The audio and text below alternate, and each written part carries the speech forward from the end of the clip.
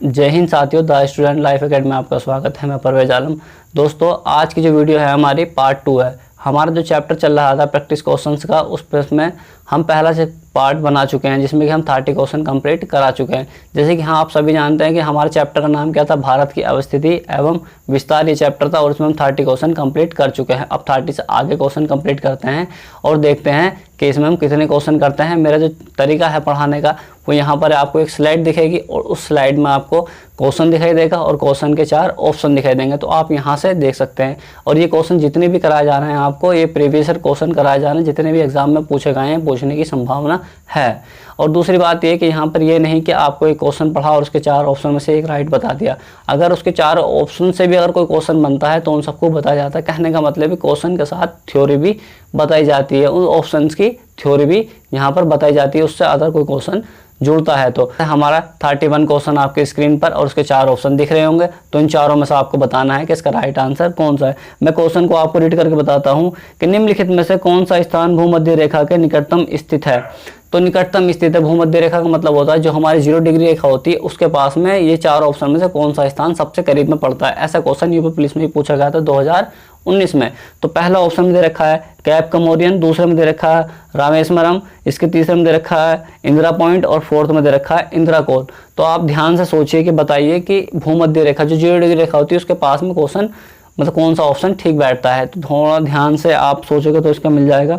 देखो, केप कमोरियन की बात करी जाए तो केप कमोरियन जो होता है वो कन्याकुमारी को ही कहते हैं, पहला तो ये बात। इसके बाद रामेश्वरम की बात करी जाए तो रामेश्वरम केप कमोरियन में कन्याकुमारी से थोड़ा नीचे पड़ता है, ठीक। और इसके बाद इंदिरा कोल की बात करी जाए तो इंदिरा कोल भारत का सबसे उत्तरी बिंदु है, सबसे उत्तरी बिंदु जो कि जम्मू कश्मीर या लद्दाख में पड़ता है, उस साइड के क्षेत्र की बात चल रही। तो यहाँ पर इंदिरा पॉइंट की बात करी जाए तो ये अंडमान निकोबार द्वीप समूह का सबसे दक्षिणतम बिंदु है जो कि भूमध्य रेखा के सबसे करीब में पड़ता है। और केप कमोरियन की बात करी जाए तो 876 किलोमीटर दूर की दूरी पर पड़ता है।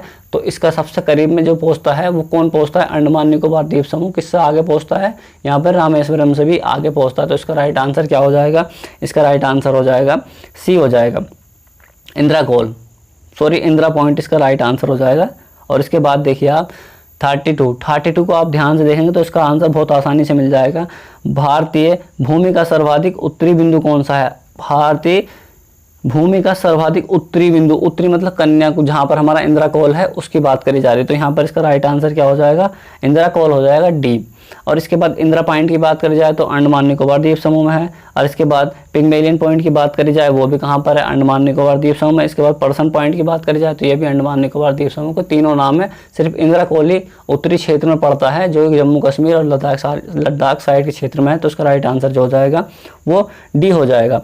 इसके बाद देखो यहाँ पर 33 को आप ध्यान से देखिए और बताइए भारत का दक्षिणतम स्थान इंदिरा पॉइंट निम्नलिखित में से कहाँ स्थित है। तो इंदिरा पॉइंट अभी मैंने फिर बताया था इंदिरा पॉइंट कहाँ स्थित है। तो आपको मैंने बताया था, अगर आपको पता चल गया होगा कि इंदिरा पॉइंट कहाँ पर स्थित है, आप बता सकते हो। तो इंदिरा पॉइंट जो है अंडमान निकोबार द्वीप समूह में, बहुत ईजी क्वेश्चन था इसलिए मैंने ईजिली बता दिया। इसके बाद आप देखिए भारत की मुख्य भूमि को रामेश्वरम द्वीप से अलग कौन करता है। तो रामेश्वर द्वीप जो है उसे कौन अलग करता है ये आपको बताना है। पाक जल संधि करती है, इसके बाद पंबन चैनल, इसके बाद 10 डिग्री चैनल, इसके बाद 9 डिग्री चैनल। तो बताइए इसका राइट आंसर क्या हो जाएगा। यहाँ पर किसकी बात चली, रामेश्वरम को कौन अलग करता है, किससे मतलब कन्याकुमारी से कौन अलग करता है ये बताना। मुख्य भूमि जो होती है भारत की वो क्या कहलाती है, कन्याकुमारी ही कहलाती है। तो उसका राइट आंसर बताना है आपको। तो उसका राइट आंसर क्या हो जाएगा 44 का। आप ध्यान से देखिए, मैंने बताया था आपको पंबन द्वीप, ये ऑफलाइन वाले बच्चों को मैंने पढ़ाया है बहुत अच्छे तरीके से, तो वहाँ पर आपको शायद याद आ रहा होगा पंबन द्वीप जो होता है वो रामेश्वरम को अलग करता है। इसके बाद ये रहा 35 को आप ध्यान से देखिए। आदम का पुल निम्नलिखित में से किन 2 देशों के मध्य स्थित है। आदम का पुल मैंने बताया था जो कि हमारे किन दो के बीच में है। एक तो भारत पाकिस्तान के बीच में पहला ऑप्शन दे रखा है, भारत श्रीलंका के बीच में, और इसके बाद भारत बांग्लादेश के बीच में, भारत श्रीलंका के बीच में, भारत म्यांमार के बीच में। तो देखो भारत और पाकिस्तान के बीच में कोई पुल है नहीं, है रेखा है। इसके बाद भारत और बांग्लादेश के बीच में कोई रेखा है, हाँ ये के बीच में भी एक रेखा है। लेकिन भारत और श्रीलंका के बीच में क्या है, कौन सा द्वीप है, आदम ब्रिज है, आदम बुल है। तो इसका राइट आंसर जो हो जाएगा 35 का सी हो जाएगा। इसके बाद 36 को आप ध्यान से देखें। निम्नलिखित द्वीपों के युग्म में से कौन सा एक 10 अंश जलमार्ग द्वारा आपस में पृथक किया जाता है। तो 10 डिग्री चैनल जो मैंने बताया था, 10 डिग्री चैनल आपस में किन दो चीज़ों को अलग करता है। यहाँ पर आप ध्यान से देखिए, जब मैंने आपको भारत के द्वीप समूह पढ़ाए थे तो वहाँ पर बहुत आसान तरीके से बताया था मैंने, 10 डिग्री चैनल किसे अलग करता है, अंडमान को निकोबार से अलग करता है। तो आपका इसका राइट आंसर जो हो जाना चाहिए क्या हो जाएगा, वो ए हो जाएगा, 36 का ए हो जाएगा। ये देखना आपको 37 को आप ध्यान से देखिए और बताइए, डंकन पास किसके बीच स्थित है। डंकन पास किस दो स्थानों के बीच स्थित है, आपको ये बताना है। तो ध्यान से देखिए, इसका राइट आंसर आपको बहुत आसानी से मिल जाना चाहिए। बताइए ऑफलाइन वालों, जल्दी बताइए, थोड़ा सोचिए। मैंने बताया डंकन पास किन दो क्षेत्रों के बीच में है, किन कहाँ पर है, तो आप ध्यान से देखेगा तो मिल जाएगा आपको आंसर। क्या है बताइए इसका राइट आंसर, बताइए। नहीं याद आ रहा है ना, याद कर लीजिए, बहुत एग्जाम में पूछा जाता है, ठीक है। इसका राइट आंसर सी हो जाएगा। दक्षिणी अंडमान और छोटा अंडमान के बीच में क्या बताया था मैंने, डंकन पास बताया था। और ये मैंने आपको मैप भी बनाया था, इसका पूरा टोटल मैप बना कर दिखाया था लास्ट में, जब मैंने पूरी थ्योरी कंप्लीट करी थी उसके बाद ये बताया था। आप अब एक बार मैप में जाके जरूर देख लेना। इसके बाद दे रखा है, ये देखा 38 में ध्यान से देखिए, द्वीप एक द्वीप है, ये बताना है आपको। तो यहाँ पर दमन के तट पर, इसके गोवा के तट पर, इसके मतलब द्वीप जो है ये किसके तट पर पड़ता है ये बताना है आपको। तो यहाँ पर गुजरात के तट पर दे रखा है, महाराष्ट्र के तट पर रखा है। तो दादर एवं नगर हवेली पढ़ाया था, दमन एवं दीव पढ़ाया था, तो ये सब कहाँ पर पढ़ते हैं, गुजरात में पढ़ते हैं। राइट सी बात है, बहुत इजीली क्वेश्चन था। तो इसका राइट आंसर जो हो जाएगा क्या हो जाएगा, 38 का गुजरात हो जाएगा। इसके बाद 39 को आप ध्यान से देखिए, भारत और श्रीलंका को अलग करने वाली जल संधि है। तो देखो कितना ये अच्छा क्वेश्चन है, कितना अच्छा क्वेश्चन है। ये किसने पूछा गया था, एसएससी में पूछा गया है, सॉरी यूपी पीसीएस 2015 में पूछा गया था। तो बताइए आपको भारत और श्रीलंका को अलग करने वाली जल राशि कौन थी। अगर ये नहीं बताएगा तो बहुत बहुत बेकार पढ़ रहे हो आप। तो इसका राइट आंसर जो हो जाएगा वो हो जाएगा सी हो जाएगा। पाक जल संधि क्या करती है, भारत और श्रीलंका को अलग करती है। इसके बाद ये देखा है 40 को आप ध्यान से देखिए कि भारत तथा चीन के बीच की सीमा बनने वाली रेखा है। तो भारत तथा चीन के बीच बनने वाली रेखा है। तो बताइए भारत और चीन के बीच में एक रेखा का नाम है, वो कौन सी रेखा है। याद रखा, रेड क्लिफ, मैकमोहन, डूरंड और उसके बाद स्टोफोर्ड रेखा। तो बताइए इसका राइट आंसर क्या है, जल्दी बताइए। इसका राइट आंसर जो हो जाएगा 40 का बी हो जाएगा। भारत और पाकिस्तान, भारत और चीन के बीच में कौन सी रेखा है, कौन सी है बताइए, मैकमोहन रेखा। इसका राइट आंसर जो हो जाएगा बी हो जाएगा।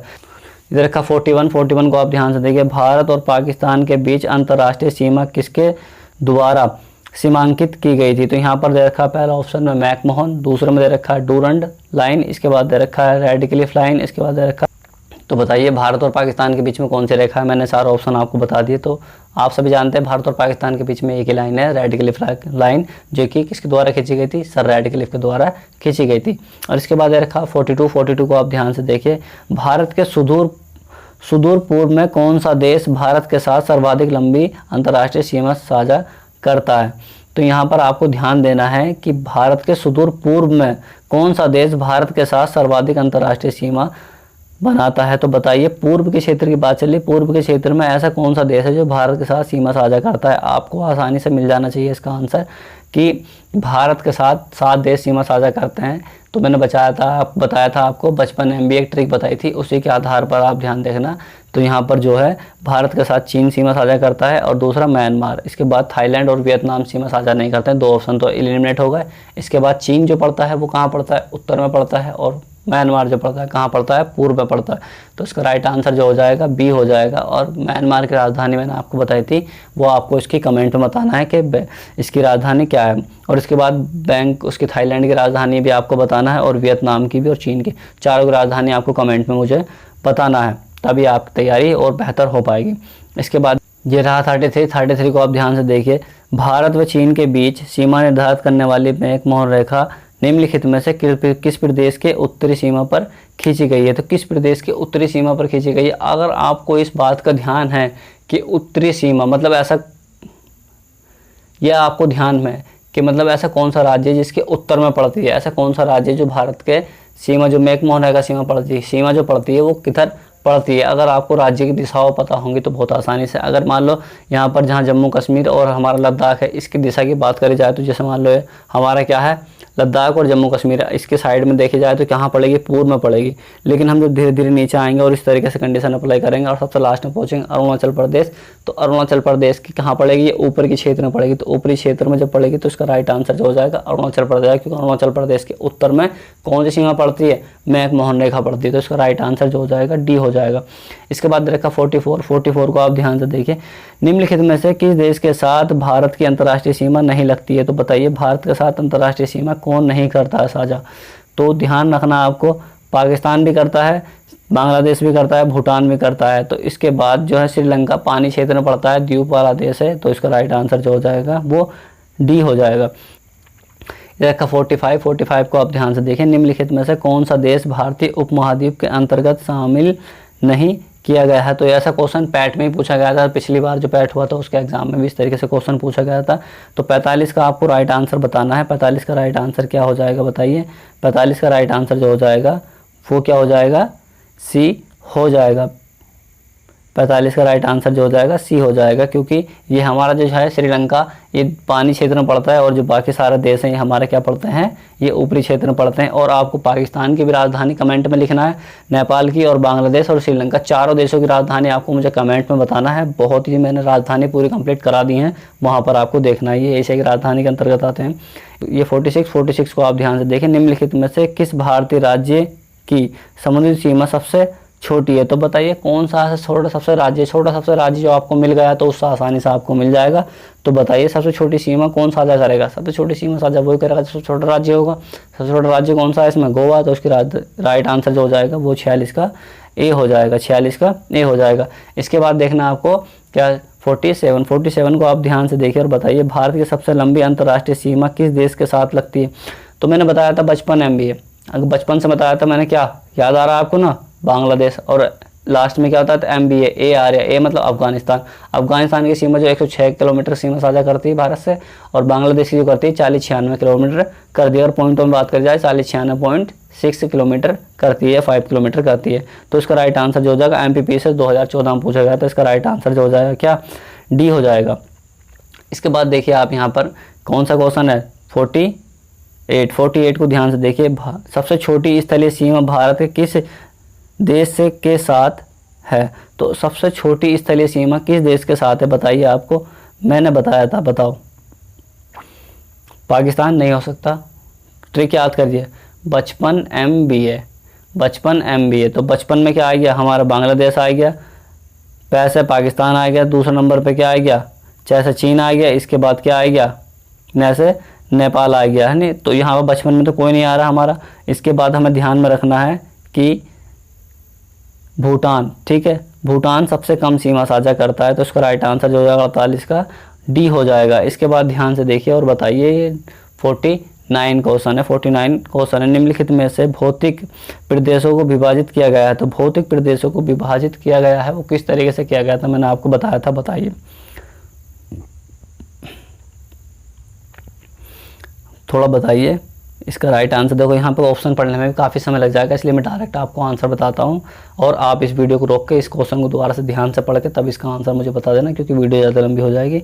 तो सबसे पहले उत्तरी पर्वतीय प्रदेश पढ़ाया था, इसके बाद बृहद मैदान पढ़ाया था, इसके बाद प्रायद्वीप पठार पढ़ाया था, ठीक है, प्रायद्वीप प्रदेश पढ़ाया था, इसके बाद तटीय प्रदेश पढ़ाया था। मैंने 4 भागों में भारत का प्राकृतिक विभाजन करवाया था। सबसे पहले उत्तरी पर्वतीय प्रदेश में हिमालय क्षेत्र पढ़ाया था, उसके बाद भारत का मैदान पढ़ाया था, इसके बाद दक्कन का पठार पढ़ाया था, इसके बाद तटीय मैदान पढ़ाया था। तो 4 तरीके से मैंने इसका डिवाइड करा था। तो इसका राइट आंसर जो हो जाएगा वो डी हो जाएगा।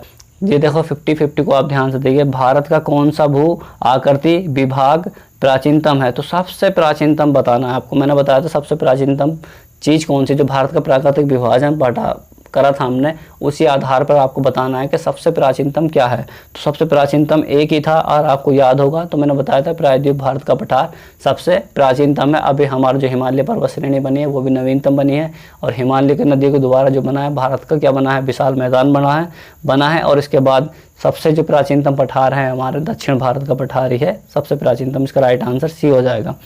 इसके बाद बहुत ही मोस्ट क्वेश्चन है और बहुत ही इजी क्वेश्चन है, मैंने 50 बार क्लास में रीड करवा दिया है और इसे ध्यान में रख के बताना है आपको। गारो खासी जयंतियाँ पहाड़ियाँ संरचना एवं उत्पत्ति की दृष्टि से निम्नलिखित में से किसका भाग है? तो यहाँ पर बताना है गारो खासी जयंतियाँ जो पहाड़ियाँ हैं वो किसका भाग है। तो मैंने बताया था आपको हिमालय पर्वत श्रेणी का, इसके बाद पूर्वांचल पर्वत पूर्वांचल की पहाड़ियों का, इसके बाद आराकान योमा का पर्वत का, इसके बाद प्रायद्वीप भारत का पठार। तो मैंने पढ़ाया था आपको बहुत ध्यान से। हिमालय के जब पर्वत श्रेणी पढ़ाई थी मैंने पढ़ाया था नामचा पर्वत से लेकर नंगा पर्वत तक क्या बताया था, हिमालय पर्वत श्रेणी का विस्तार बताया था, जो पर्वत पढ़ते थे उनका विस्तार बताया था। लेकिन पूर्वांचल की पहाड़ी जब मैंने पढ़ाई थी तो वहाँ पर पढ़ाई थी मैंने गारो खासी जयंतियाँ ऐसा पढ़ाई थी मैंने। तो ये जो हमारी पूर्वांचल की पहाड़ी जैसे डाफला मिरिया बोर मिसमी पटकाई बूम इस तरीके से पढ़ाई थी, तो वहाँ पर ये पढ़ती है गारो खासी जयंतियाँ मेघालय में पढ़ती हैं। और मैंने ये बताया था कि खासी पहाड़ी पर क्या होती है, चेरापूंजी थी, और चेरापूंजी पहले बारिश वहाँ पर सबसे ज़्यादा होती थी और अब क्या होती है मानेसर में सबसे ज़्यादा वर्षा होती है, जो विश्व का सबसे ज़्यादा वर्षा वाला स्थान वही है। तो इसका राइट आंसर जो हो जाएगा क्या हो जाएगा, ये पूर्वांचल की पहाड़ी थी, तो इसका राइट आंसर बी हो जाएगा। ये देखें नेक्स्ट क्वेश्चन को आप ध्यान से देखिए। निम्नलिखित में से कौन सा तट पश्चिमी तट का भाग नहीं है? तो कौन सा तट पश्चिमी तट का भाग नहीं है ये बताना है आपको। काठियावाड़ का तट, मालाबार का तट, इसके बाद कोंकण तट, कोरोमंडल तट। तो पश्चिमी भाग का जो मैंने बताया था पश्चिमी क्षेत्र में जो तट का नाम बताए थे वो बताना है आपको। तो ऐसा कौन सा तट है जो पश्चिमी भाग का तट नहीं है? तो मैंने ध्यान से बताइए कि देखो पूर्वी घाट का एक तट है, जिसे याद होगा वो बहुत ईजिली निकाल लेगा इसका आंसर।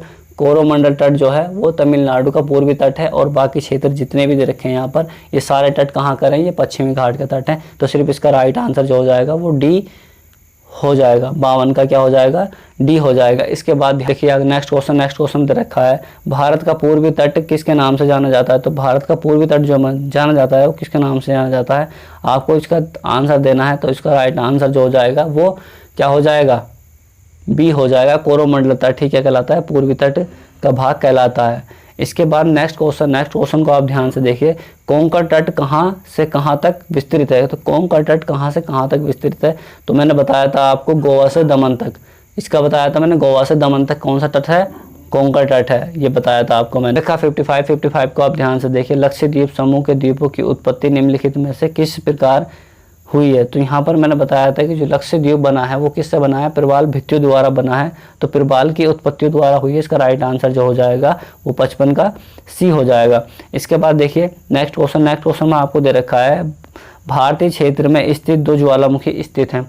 तो भारत के 2 क्षेत्र ऐसे हैं जहाँ पर ज्वालामुखी स्थित है, मैंने बताया था वो कौन सा क्षेत्र है और कहाँ पर है। तो इसका राइट आंसर जो हो जाएगा बैरन द्वीप और नारकोंडम द्वीप हो जाएगा। इसका राइट आंसर जो हो जाएगा 56 का वो सी हो जाएगा। मैंने पढ़ाया था अंडमान निकोबार द्वीप समूह भारत का एकमात्र ऐसा जागृत ज्वालामुखी है जो कि अंडमान निकोबार द्वीप समूह में पड़ता है। तो कौन सा बताया था मैंने, इसका बताया था क्या, बैरन एवं नारकोंडम द्वीप। इसका राइट आंसर 6 हो जाएगा। इसके बाद ये नेक्स्ट क्वेश्चन को आप ध्यान से देखिए। न्यू मूर द्वीप कहाँ है? तो बताइए आपको, ये बात तो आपको याद ही होगी, जब मैंने अंडमान निकोबार द्वीप समूह पढ़ाए थे तब आपको ये बात मैंने बताई थी। और इसका राइट आंसर आपको बताना है, बताओ कहाँ पर है। यहाँ पर देखना अंडमान निकोबार में द्वीप के बारे में बात चल रही है, इस बात का ध्यान रखना आप। तो यहाँ पर किसके बारे में बात चलेगी, इसका राइट आंसर जो हो जाएगा वो बंगाल की खाड़ी हो जाएगा। इसका राइट आंसर जो हो जाएगा क्या हो जाएगा, बंगाली खाड़ी हो जाएगा। 58 को ध्यान से देखें। निम्नलिखित में से कौन सा एक द्वीप है? तो कौन सा एक द्वीप है बताना है आपको। द्वीप दमन है, दमन दे रखा है, दमन, इसके बाद द्वीप, इसके बाद पांडुचेरी, इसके बाद दादरा एवं नगर हवेली। तो बताइए इनमें से कौन सा द्वीप है, बताइए इनमें से कौन सा द्वीप है जिसके चारों ओर पानी होता है, वो क्या कहलाता है, द्वीप कहलाता है, द्वीप है। तो इसका राइट आंसर जो हो जाएगा क्या हो जाएगा, बी हो जाएगा।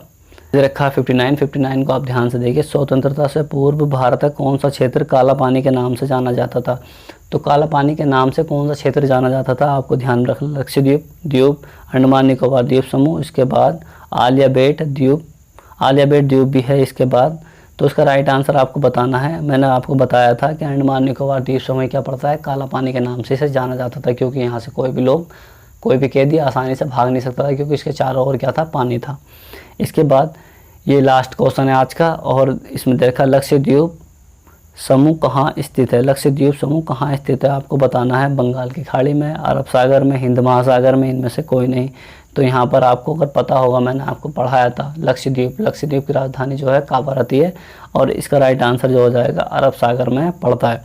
तो इस तरीके से हमने आज क्या करें, पूरे 60 क्वेश्चन कंप्लीट कर लिए हैं। अब इसकी जो नेक्स्ट पार्ट आएगा वो थर्ड पार्ट आएगा, और जो पहला पार्ट था वीडियो का जो लिंक है पहली वाली वीडियो का, वो आपको डिस्क्रिप्शन में मिल जाएगा। आपने अगर वो प्रैक्टिस सेट नहीं लगाया है तो पहले वाला प्रैक्टिस सेट लगाइए, फिर ये वाला लगाइए। और जो क्वेश्चन मैंने कराए हैं सब मोस्ट क्वेश्चन कराए हैं जितने भी एग्जाम में पूछे गए हैं और पूछने की संभावना है।